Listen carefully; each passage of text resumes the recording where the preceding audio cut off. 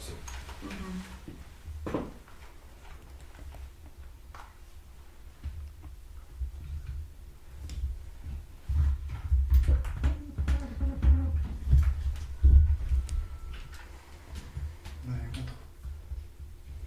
Готов, да? Виктор Федорович, ситуация в стране критическая. Что вы можете сказать по этому поводу? Дайте, пожалуйста, вашу оценку происходящим событиям. Я абсолютно уверен в том, что это такой пример, который увидела наша страна и весь мир, пример государственного переворота. Я делал все для того, чтобы в стране не было кровопролития. Мы приняли 2 закона об амнистии. Мы делали все шаги, которые бы стабилизировали ситуацию, политическую ситуацию в стране. Но произошло так, как произошло. Я приехал в Харьков вчера поздно вечером.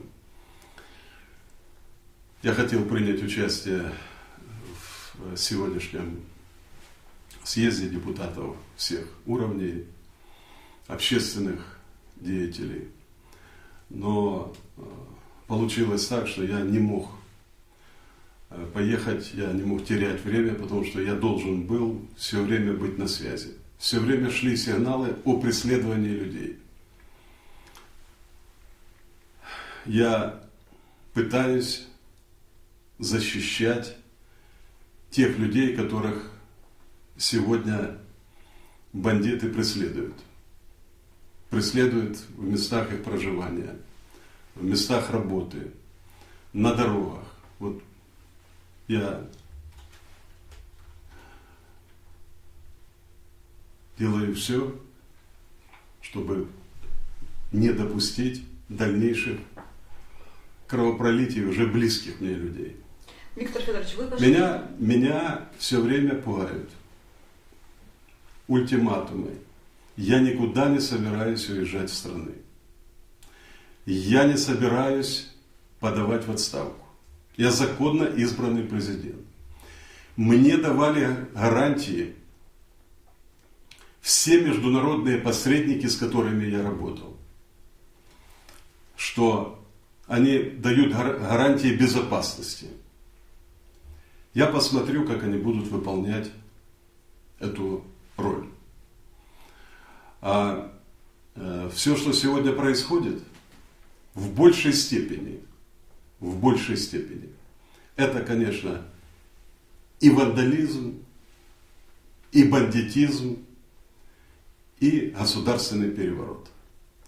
Это моя оценка, я в этом глубоко убежден. Что я буду дальше делать?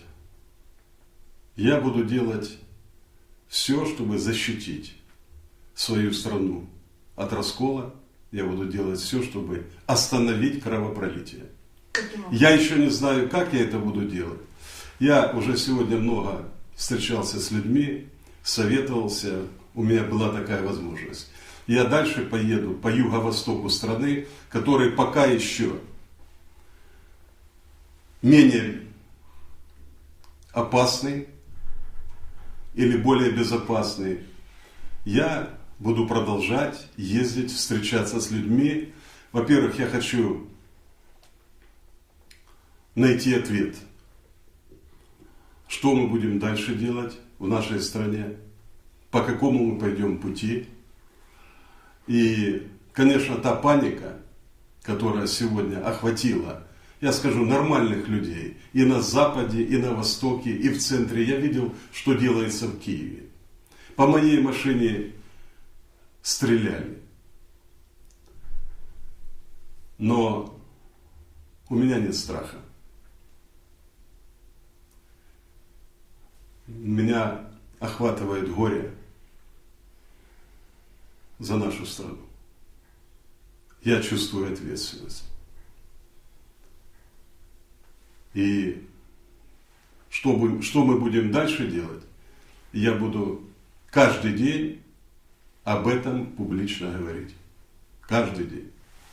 Вы остаетесь на территории Украины. Я остаюсь на территории Украины. А Я буду призывать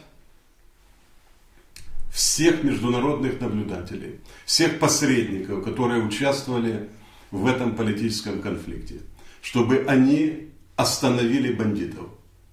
Это не оппозиция, это бандиты.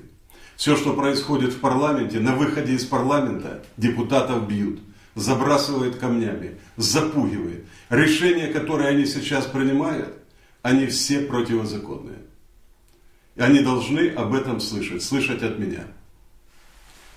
Я ничего подписывать не буду с бандитами, которые сегодня терроризируют всю страну, украинский народ, позорят Украину. Вы подписали все условия, которые были предоставлены оппозицией. Вы выполнили то, что обещали относительно требований оппозиции. Майдан не расходится. Что делать в этой ситуации? Как быть? Я все сказал. Я буду искать пути. Я посмотрю на реакцию международного сообщества. Я посмотрю, как они могут выполнять тоже свои обязательства. Вы уже общались с представителями Евросоюза? Они говорили? Работает министр иностранных дел. Он пока еще легитимный, Кажара Леонид Александрович. Вчера он мне докладывал о том, что он разговаривал с европейцами, с министром иностранных дел Польши. Вчера вечером он звонил в Соединенные Штаты. Вчера имел разговор с президентом России Путиным, который мне сказал о том, что он разговаривал с президентом Соединенных Штатов Обамой. И я надеюсь, что я вот все эти дни тоже буду вести эти переговоры.